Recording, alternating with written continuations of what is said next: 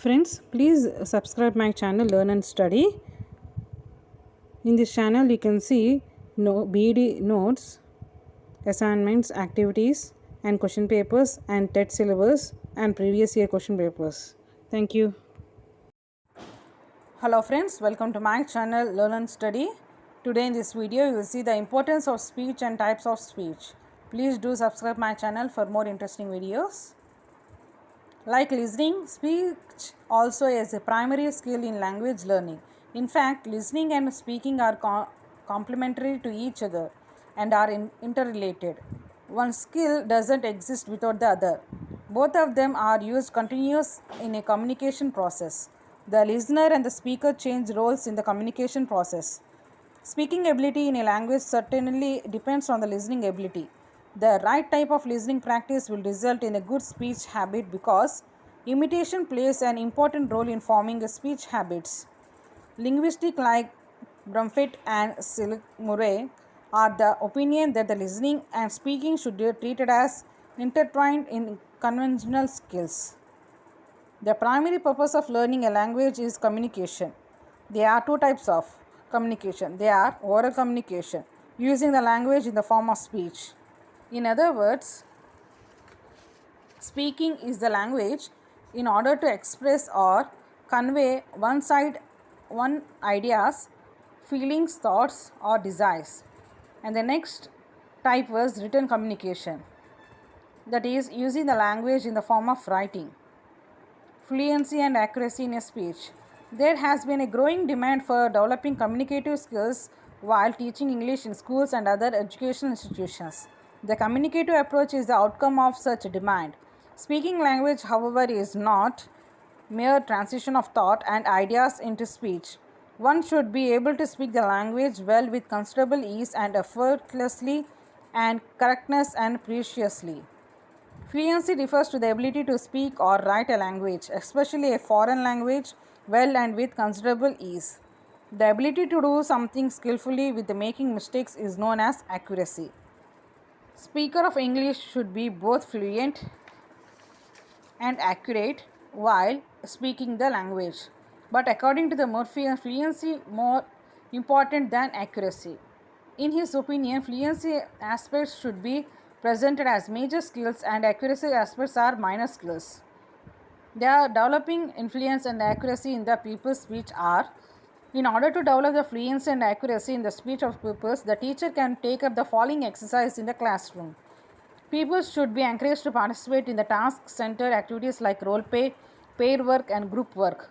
They should be encouraged to participate actively in individual activities like allocation, competitions, debates and essay writing and competitions. The teacher should introduce a certain interaction skills in the class like question answer, dialogues, inquiring about time, routine, etc. and encourage the people to participate. The class may be divided into groups of convenient size. Each may give an interesting topic for discussion. Each group should discuss the topic in detail and come out with a report of its discussion and findings. While conducting all these different activities in the class, the teacher should act as a friend, guide and monitor. He should suggest and guide them whenever he feels that his need is felt by the pupil. He should note down the general mistakes committed on the part of the pupils and discuss them with the pupil after the activities are over. Interference of the teacher during the activity and correction of mistakes committed by the pupils discourage the pupil from active participation. There are types of speech. We have already seen the communication of two types, namely an oral communication and written communication. Here, oral communication or a speech is further divided into the following types: personal communication, social communication, mass communication.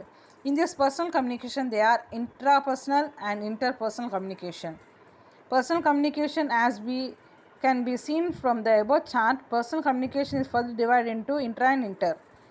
Intrapersonal communication means within or to oneself. So, intrapersonal communication means speaking within or talking to oneself. Thinking, feeling, desiring, expressing with oneself in the form of ideas, opinions, interest and intentions is called interpersonal skills.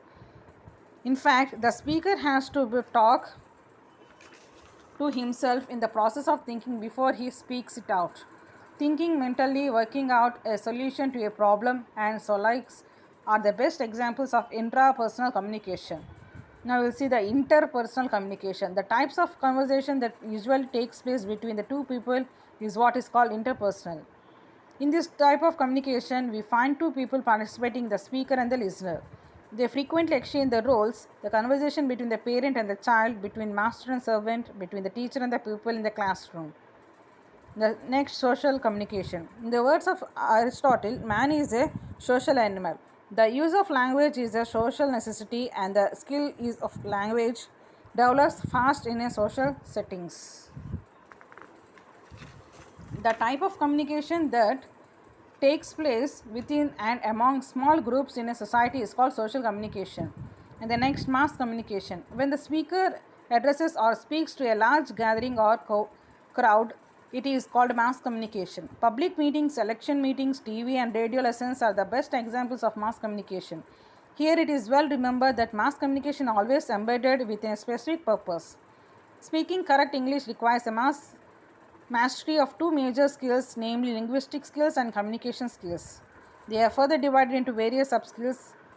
They are linguistic skills are phonetics and linguistics, and communication skills are expressions, spontaneity, resourcefulness, and fluency. Here, the word phonetics means sound, stress, and intonation, and linguistics is the grammar and vocabulary.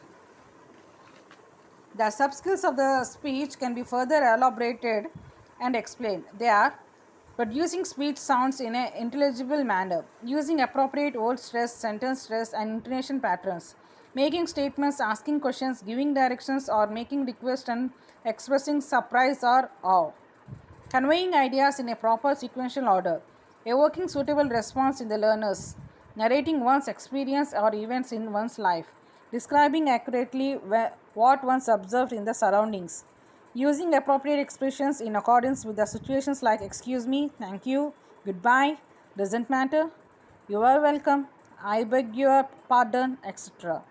Uttering sentence at a reasonable speed. These are the types and different types of communication skills. Please like, share, and subscribe my channel. Thank you for watching.